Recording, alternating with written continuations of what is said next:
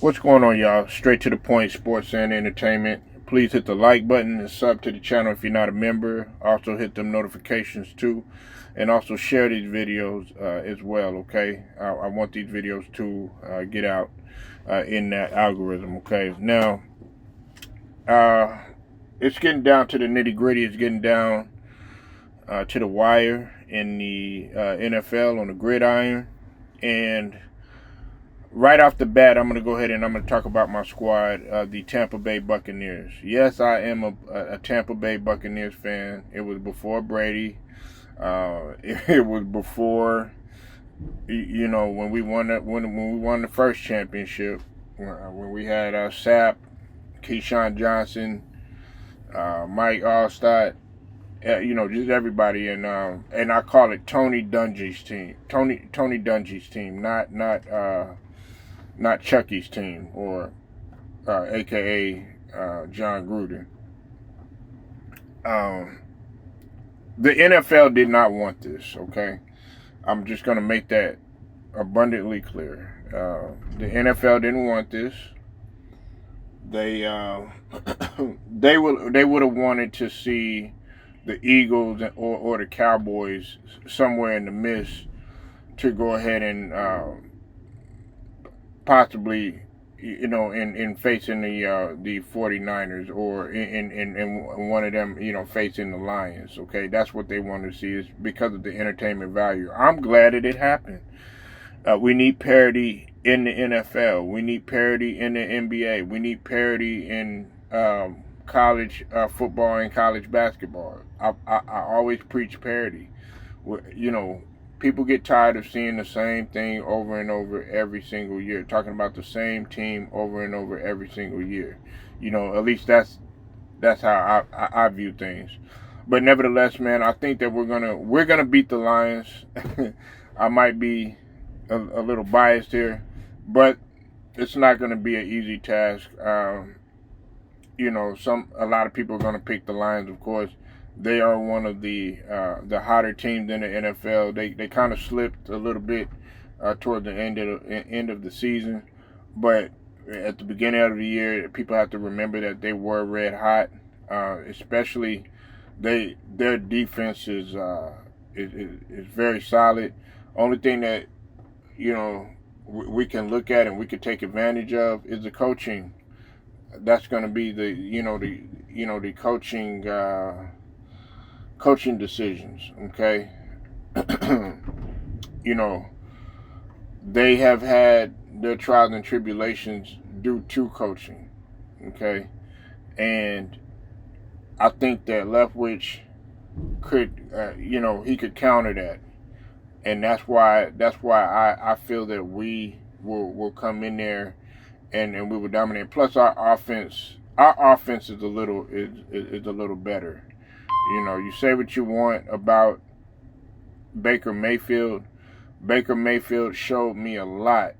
He showed me his heart, his guts, by him being injured and still being able to go out there and put up 300 plus yards, 3 touchdowns, and his passing completion, his passing percentage was second to none. He just did an awesome job, and that was in comparison to earlier in year. He had an up and down year. Some games he'd be good, some games he'd be bad. That's Baker though. You never know what you're gonna get, and that's what sometimes what happen with Brett Favre. Even though I'm not a Brett Favre fan anymore, due to what happened. That's a whole nother topic for discussion. But that's who he reminds you of. Now another game that I want to talk about is the 49ers, in the NFC, of course, the 49ers and the Green Bay Packers. Nobody expected the Green Bay Packers to be in here. Jordan Love, man,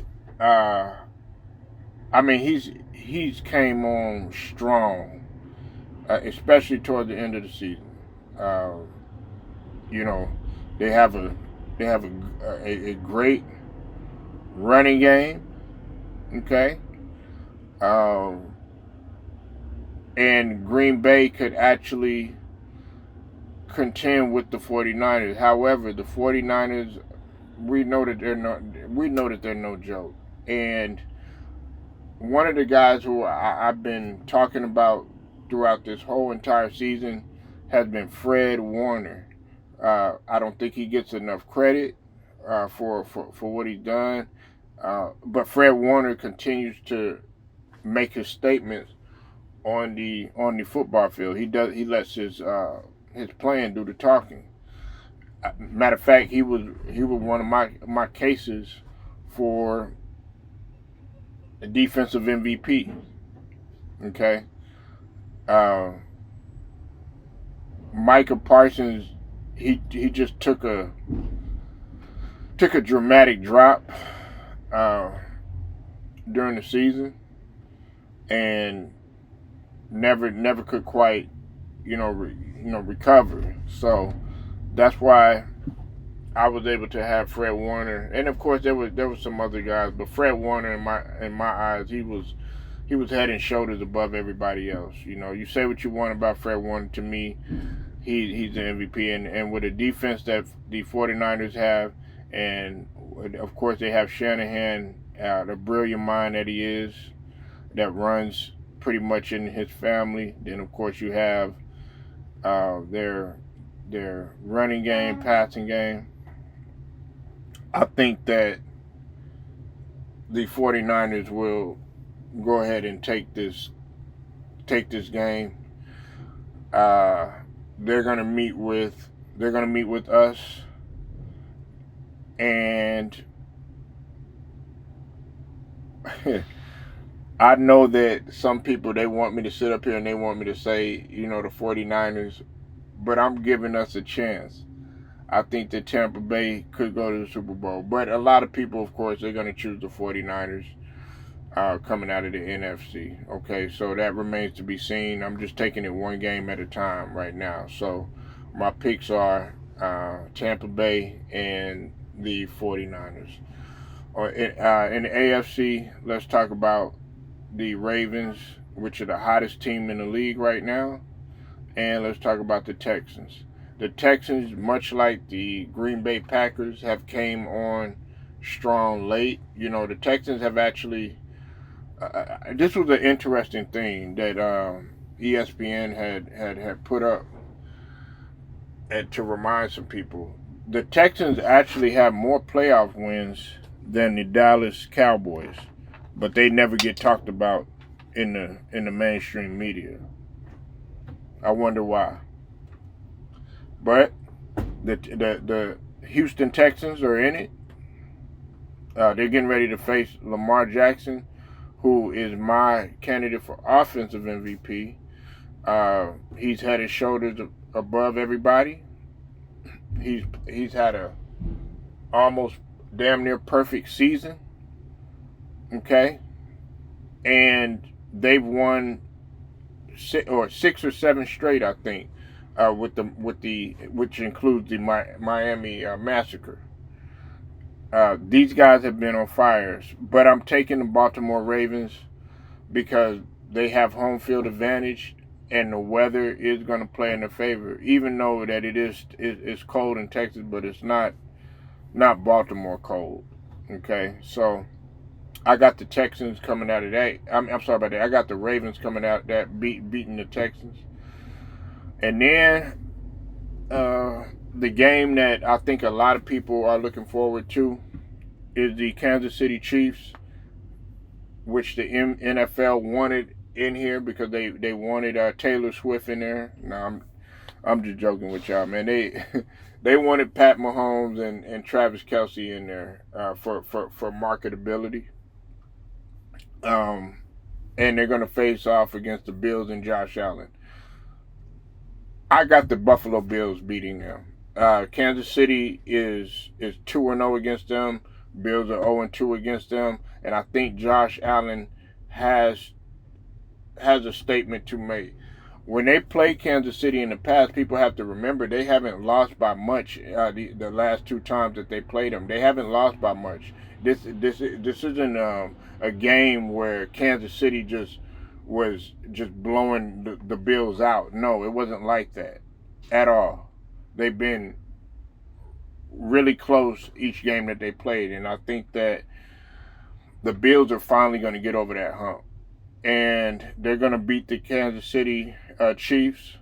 Shout out to Cypress TV. I know he he said that the refs, which the refs, I'm not going to lie, the officiating has been horrible. They've been horrible in both the NFL and the NBA. I'll talk about that later.